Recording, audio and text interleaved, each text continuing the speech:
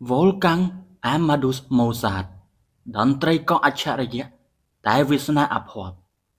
Mozart ជាតន្ត្រីករដ៏អស្ចារ្យម្នាក់នៅក្នុងលោកដែលមានទេពកោសល្យខ្ពស់ខាងតន្ត្រីតាំងតែពីក្មេងកុមារា Mozart អាចអាននិងសរសេរណោតភ្លេងបានយ៉ាងលឿន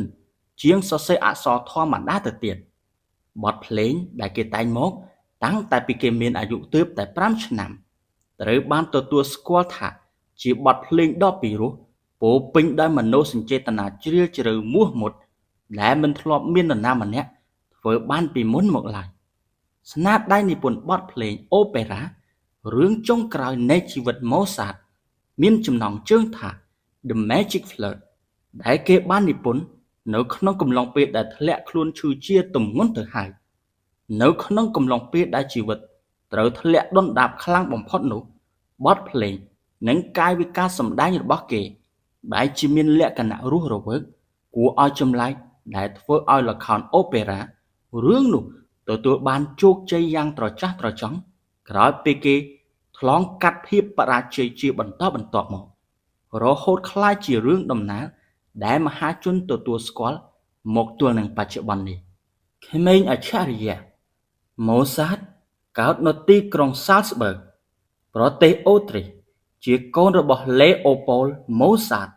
ជាតន្ត្រីករដ៏ល្បីនៃប្រទេសអូទ្រីស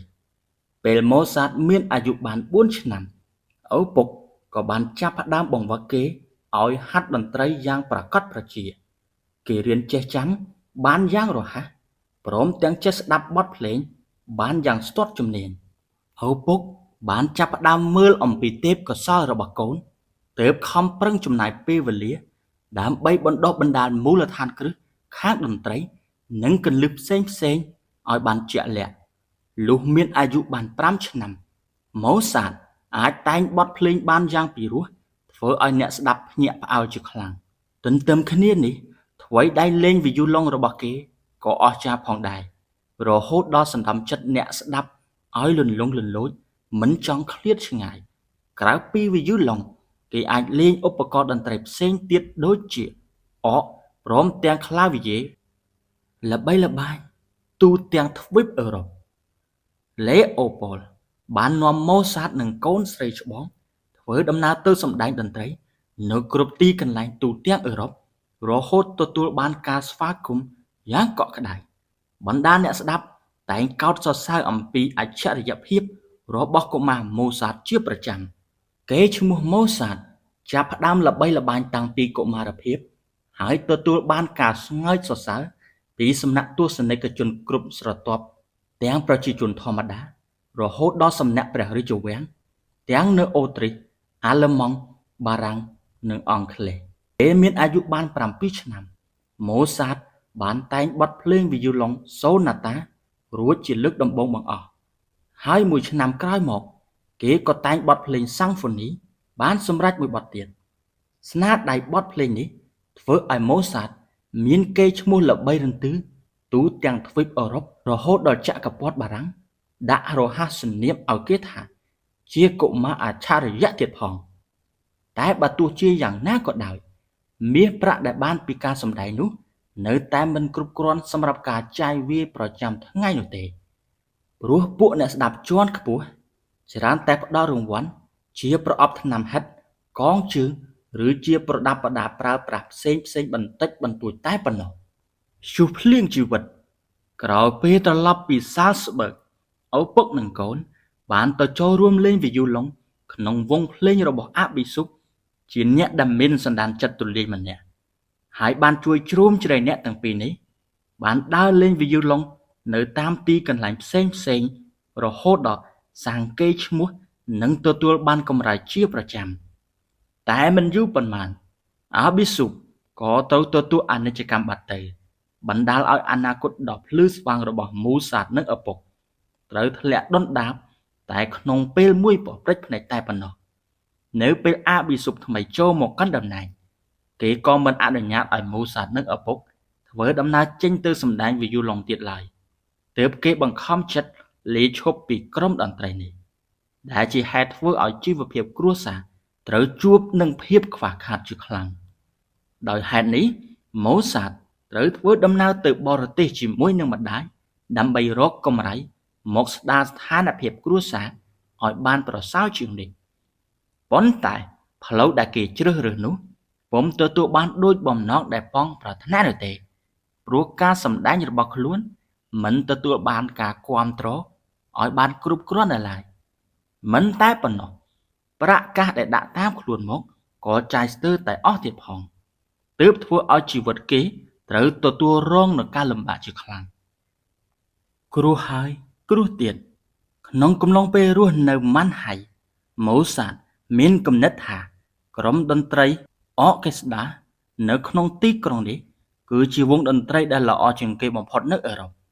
នៅទីនេះគេបានតែងបទភ្លេងជាច្រើនបទឲ្យចៅហ្វាយក្រុងម៉ាន់ហៃដោយរំពឹងថា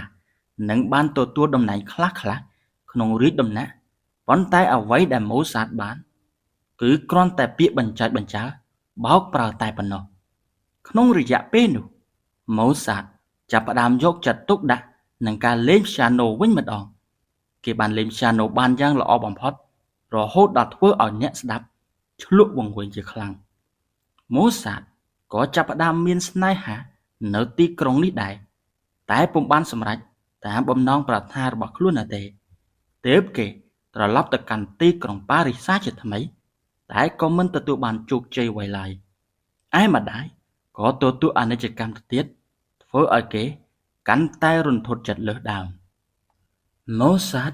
មិនដែលបានទៅរៀននៅសាលានោះទេឪពុកគឺជាគ្រូតែម្នាក់គត់របស់គេតែខិតខំពុះពីរៀនសូត្រតាមគ្រប់មធ្យោបាយគណិតវិទ្យាគឺជាវិជ្ជាដែលគេចាប់អារម្មណ៍ខ្លាំងបំផុតព្រោះវាជាវិជ្ជាតែមួយគត់ដែលអាចផ្ដល់ចម្លើយបានយ៉ាងត្រឹមត្រូវជាក់លាក់បំផុតនេះគឺជាគន្លឹះដ៏សំខាន់ដែលហេតុអ្វីបានបទភ្លេងដែលគេនិពន្ធមកមានលក្ខណៈសម្បូរបែបបំផុតដូច្នេះគ្រួសារទីទាល់អនុភាពនៃគំនិតច្នៃប្រឌិតម៉ូសាតបានរៀបការជាមួយកុងស្តង់វេបឺដែលត្រូវជាប្អូនបង្កើតរបស់គូស្នេហ៍ចាស់របស់គាត់មុនអ្នកទាំងពីរមានកូនជាមួយគ្នាចំនួន6នាក់ពួកគេ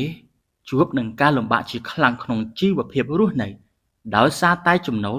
មិនគ្រប់គ្រាន់សម្រាប់ការចាយវាយម៉ូសាតត្រូវធ្វើការជាទម្ងន់និងខ្វល់ខ្វាយចិត្តជាខ្លាំងតែបទភ្លេងរបស់គេមិនដែលបង្ហាញពីការសោកសៅនិងក្តីអត់ឃ្លានដ៏ជូរចត់ដូចក្នុងជីវិតផ្ទាល់ខ្លួនអ្វីឡើយប្រសិនបើគេជួបនឹងបញ្ហាកាន់តែខ្លាំងគេក៏កាន់តែខិតខំបង្កើតក្តីក្លាហានទៅលើការគិតការច្នៃប្រឌិត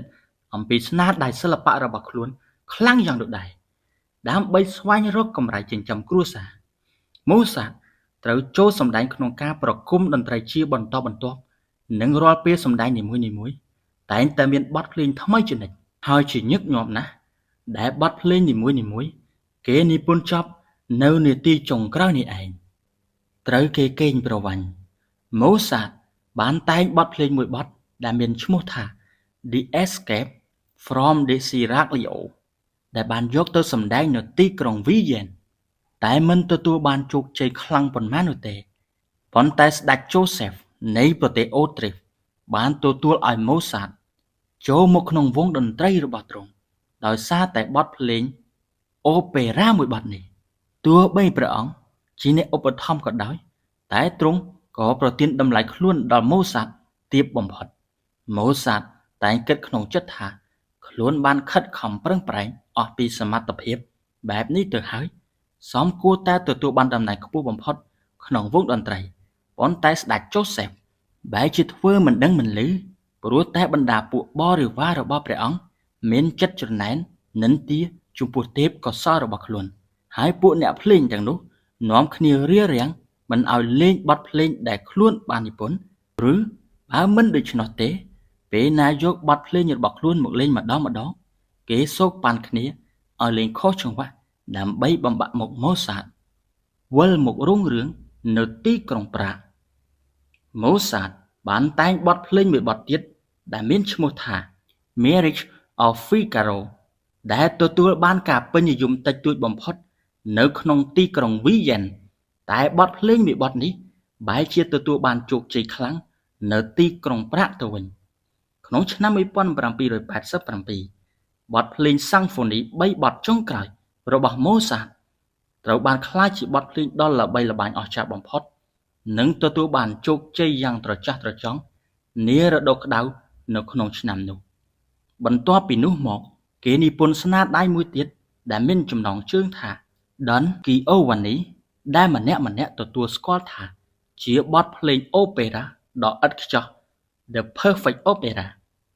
ដែលអ្នកគាំទ្រនាំគ្នាកោតសរសើរជាខ្លាំងនិងដែលមិនធ្លាប់មានប្រវត្តិសោកនាដកម្មអូប៉េរ៉ាដែលបានបង្ហាញតាមរយៈតន្ត្រីបានយ៉ាងល្អឥតខ្ចោះដោយស្នាដៃរបស់គេនោះទេវាបានបង្ហាញឲ្យឃើញពីសក្តានុពលដ៏ខ្លាំងក្លាតាមរយៈតួល្ខោនរបស់ Mozart មានទស្សនិកជនកកកុញស្រែកសុំឲ្យសម្ដែងសារជាថ្មីម្ដងទៀតដែលតាមធម្មតាប្រើរយៈពេលសម្ដែងត្រឹមតែ3ម៉ោងប៉ុណ្ណោះតែត្រូវសម្ដែងរហូតដល់ទៅ6ម៉ោងទៅវិញតែទោះបីជាយ៉ាងនេះក្តីក៏កវីជើងឯករូបនេះនៅតែទទួលបានកម្រៃបន្តិចបន្តួចដូចមុនដដែលបទភ្លេង Requiem for Mozart បានខិតខំព្យាយាមតែងបទភ្លេងដែលមានចំណងជើងថា Requiem ឬជាប្រភេទភ្លេងសពដែលគេនិពន្ធសម្រាប់អតិថិជនដែលមានឋានៈខ្ពង់ខ្ពស់ម្នាក់ដើម្បីទុកជាអនុស្សាវរីយ៍ដល់ភរិយារបស់គាត់ដែលបានចែកឋានទៅប៉ុន្តែបទភ្លេងនេះបែរជាត្រូវមកដង្ហែសពរបស់ Mozart ទៅវិញព្រោះនៅថ្ងៃទី5ខែធ្នូឆ្នាំ1791គេត្រូវទទួលអនិច្ចកម្មនៅទីក្រុងវីយ៉ែនដោយសារតែជំងឺគ្រុនពោះវៀនក្នុងអាយុត្រឹមតែ35ឆ្នាំប៉ុណ្ណោះដែលជារឿងគួរឲ្យសោកស្ដាយបំផុតនៅខណៈពេលនោះជីវិតគ្រួសាររបស់ Mozart នៅតែក្រតោកយ៉ាក់ជាលំបាកលំបិនមានជាប់បំណុលជាច្រើនគ្មានញាតិមិត្តណាទាំងអស់ភរិយារបស់គេពុំមានប្រាក់សម្រាប់ឲ្យធ្វើបុណ្យសពឲ្យគេនោះផងតែបានសប្បុរសជនជួយធ្វើបុណ្យសពឲ្យគេព្រឹត្តិការណ៍សំខាន់កើតនៅថ្ងៃទី27ខែមករាឆ្នាំ1756នៅទីក្រុង Salzburg ប្រទេសអូទ្រីសនៅឆ្នាំ1763គ្រួសាររបស់គេចាប់ផ្ដើមធ្វើដំណើរទៅសម្ដែងនៅគ្រប់ទីកន្លែងនៅទូទាំងអឺរ៉ុបម្ដាយរបស់គេទទួលអនិច្ចកម្មនៅខែកញ្ញាឆ្នាំ1778នៅឆ្នាំ1781ផ្លាស់ប្ដូរទីលំនៅទៅទីក្រុងវីយ៉ែននិពន្ធបទភ្លេងដ៏ល្បីល្បាញជាងគេនៅក្នុងឆ្នាំ1771ដែលមានចំណងជើងថា The Magic Flute ទទួលអនិច្ចកម្មនៅពេលដែលមានអាយុ35ឆ្នាំក្នុងថ្ងៃទី5ខែធ្នូឆ្នាំ1791